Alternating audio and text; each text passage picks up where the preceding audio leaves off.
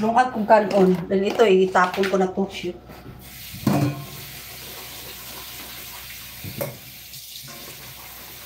Na-remember ko si Carlo, okay?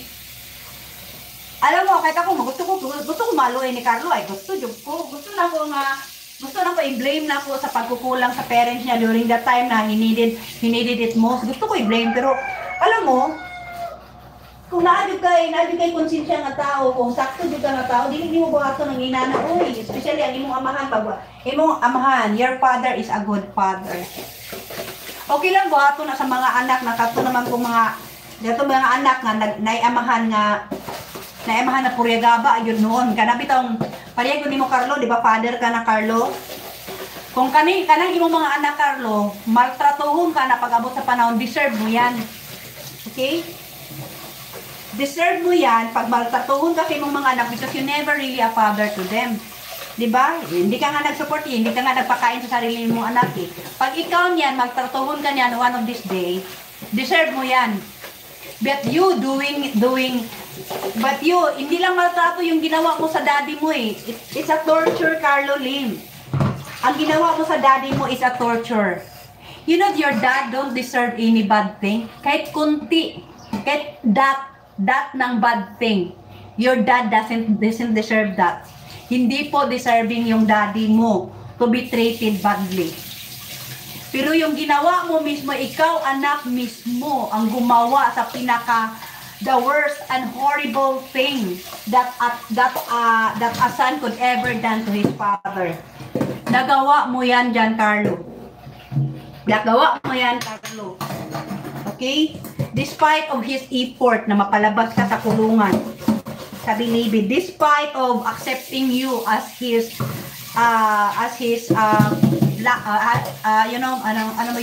black sheep na anak.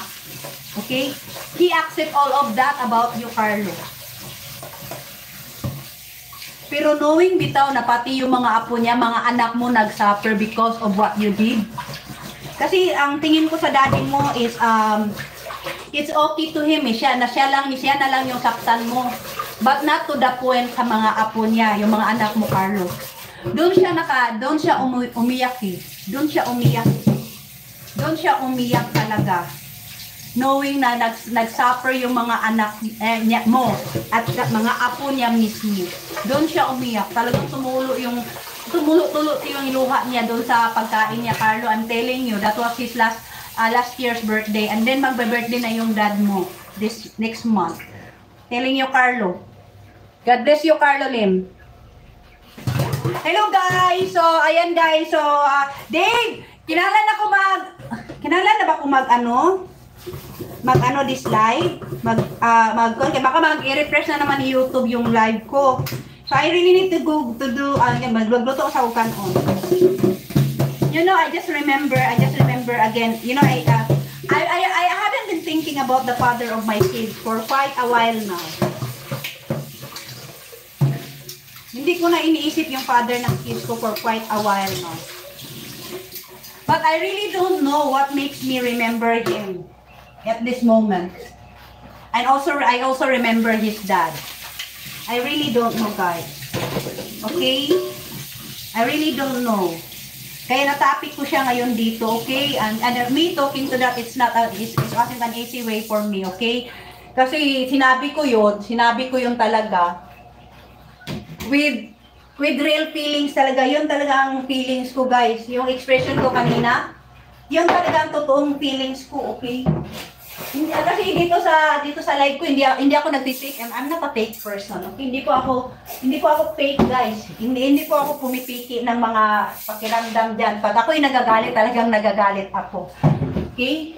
Pag ako'y nadidisappointed sa'yo, talagang nakikita mo sa mukha ko. But pag ako ang sa'yo, parang anong klaseng tao ka, ganon din, totoo po talaga yan. Kung ano yung nakikita mo sa facial ko, ganon, totoo po talaga yan. From my heart po talaga yan, okay? So to all my viewers in this live, thank you so much for being here in my live, guys. And thank you very much for being here. And to all my future viewers here in my channel at Daphne and Victoria 777, I hope that you won't forget to click subscribe to support me, guys. Support me by clicking subscribe. And